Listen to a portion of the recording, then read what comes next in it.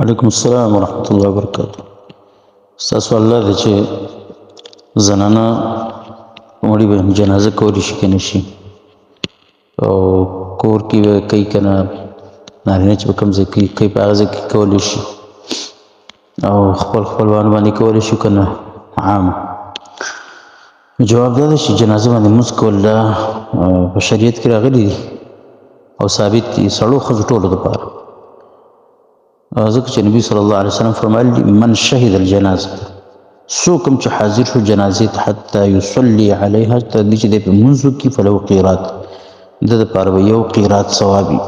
ومن شهد حتی تدفن، څوک چې حاضر شو جنازې تر دې چې دفن کړي شي فله قیراتان، د دپاره 2 قیراته ثواب وي. وویل شو یا رسول الله چې د قیراتان 2 قیراتونه څه مراد دی؟ ویې فرمایل مثل الجبلین العظیمین، په شان د دوو غټو غرونو، یعنی من الاجر، یعنی ثواب بیا دومره ورته میلاویږي. بخاري مسلم حدیث دی. البته علما داسې وایي چې ښځو دپاره دا نه ده پکار چې جنازو پسې هدیرې پورې لاړې شي، ځکه چې منع راغله بخاري مسلم کې حدیث دی. ام عطیه رضی الله عنها فرمایي چې موږ منع کړی شوي یعنی اتباع الجنایز، جنازو پسې تللو نه، خو بیا فرمایي ولم یعزم علینا، موږ باندې سختي نه ده کړی شوې په دې باره کې، ډېر تاکید را باندې نه دی کړی شوی. راجح معنا ابن حجر دغه ذکر کړل فتح الباري کې چې معنا دا چې موږ باندې داسې حرامواري په درجه کې دا څیز نه دی منع شوی، مطلب مکروه دی قدرې زنانو دپاره تلل هدیرې ته، هدیرې پورې په جنازه پسې، دا مکروه قدرې دا صحیح حدیث دی. او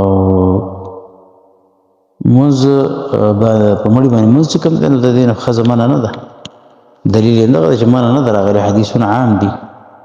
برابره خبره ده که د جنازې مونځ په هغه باندې دا په جومات کې کوي یا په کور کې کوي، او یا د عیدګاه چې کومي د جنازګاه په جنازګاه کې کوي، او زنانو به د جنازو باندې مونځونه کول د نبي صلی الله علیه وسلم په جومات کې، رسول الله صلی الله علیه وسلم په موجودګۍ کې هم او دغه نه وروسته هم. عائشہ رضی الله عنها وروسته زمانه کې بیا سعد بن ابي وقاص رضی الله عنه جنازه په جومات کې کړې وه، نو دې کې څه منع نشته دی، کولی شي پردو باندې هم کولی شي، خپلو باندې هم کولی شي، جومات کې هم کولی شي، کور کې هم کولی شي، جنازګاه کې هم کولی شي. او چې کوم د ښځې دپاره بهر د وتلو د پردې شرطونه دي پرده کې، مطلب دا چې وتل شو بغیر د خوشبویۍ نه، خو په هر وخت کې لازم دي.